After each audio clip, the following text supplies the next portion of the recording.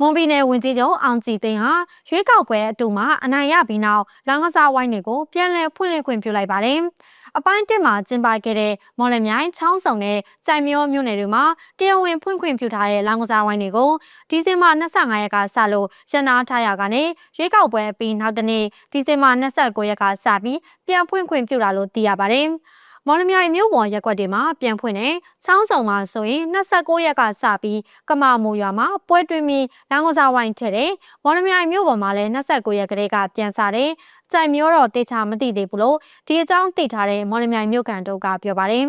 အလားတူဒီဇင်ဘာ25ရက်ကစလို့ဇပွဲကျင်းပခွင့်ပါမစ်ပိတ်ထားတဲ့ပေါင်မြို့နယ်မှာလည်းသက်ဆိုင်ရာရက်ကျေးအုပ်ချုပ်ရေးမှုတွေရဲ့ခွင့်ပြုချက်နဲ့ပြန်ထုတ်ပေးနေရလို့အဓိကသတင်းတွေအဓိကဖော်ပြနေတဲ့ဝရစိန်သတင်းအေဂျင်စီကရေးသားထားပါတယ်